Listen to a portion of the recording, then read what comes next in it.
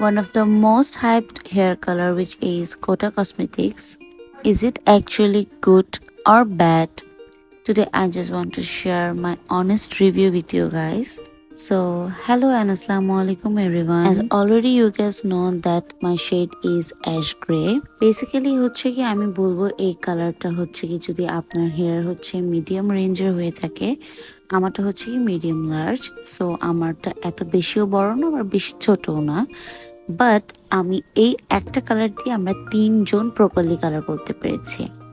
So আমি বলবো it's a good deal actually. ভিতরে অনেক বেশি পরিমাণে কালার থাকে, যার কারণে আপনি পুরোপুরি আপনার হেয়ারটাকে ভালো মতো করে কালার করতে পারবেন। সো ফার্স্টে হচ্ছে কি ডেভেলপারটা ভালো মতো করে আমি শেক করে নিব। খুবই ইজি অ্যান্ড সিম্পল প্রসেস। তো ফার্স্টে হচ্ছে আমি ডেভেলপারটা দিয়ে নিব। অ্যাজ ইউ ক্যান সি ডেভেলপারটা কত বেশি পরিমাণের থাকে। আমি অলওয়েজ হচ্ছে কি পাশেই কালার করতে প্রেফার করি নিজের জন্য। আর হচ্ছে গিয়ে স্যালনের থেকে আমি মনে করি যে ব্লিচটাও কম ইউজ হয়। দেন এই প্যাকেটের কালারটাও আমি এর সাথে অ্যাড করে দেব। So now talk about the main part, and that is আমাদের চুলটাকে কি এই কোটা কসমেটিক্স এর কালারটা রাফ করে ফেলে অর নট। আমি বলবো যে হ্যাঁ, এটা রাফ করে ফেলে, আর যে কোনো হেয়ার কালারই আপনার চুলকে রাফ করে ফেলবে for sure. So that case we need proper hair care. উইকে 2-3 বার কন্ডিশন করা, তারপরে হচ্ছে কি অ্যালোভেরা ইউজ করা। অ্যালোভেরা হচ্ছে কি বেসিক্যালি আমাদের হেয়ারের যে মানে রাফনেসটা আছে সেটা হচ্ছে কি খুবই স্মুথ অ্যান্ড সফট করে ফেলবে। কিছু হেয়ার সিরাম ইউজ করা, আফটার শাওয়ার হেয়ার সিরামটা মাস্ট আমাদেরকে ইউজ করতে হবে, যাদের হেয়ার অ্যাকচুয়ালি এখন রাফ হয়ে যায় কালার করার পরে।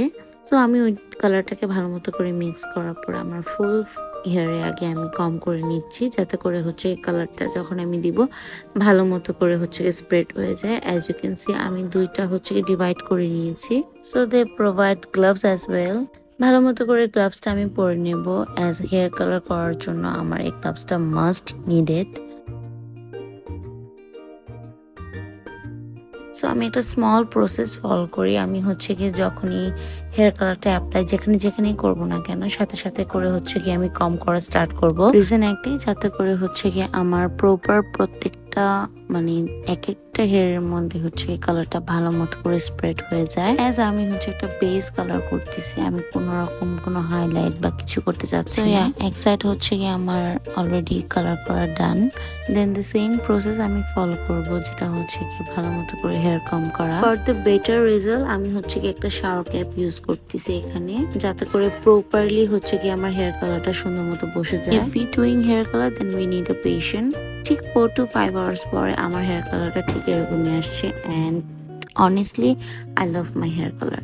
অ্যাকচুয়ালি আমি এরকম একটা হেয়ার কালার চেয়েছিলাম। এখন অনেক আপুরা এসে বলবো যে আপু সেম কালারটাই আমি করেছি, আমার তো এরকম কালার আসলো না।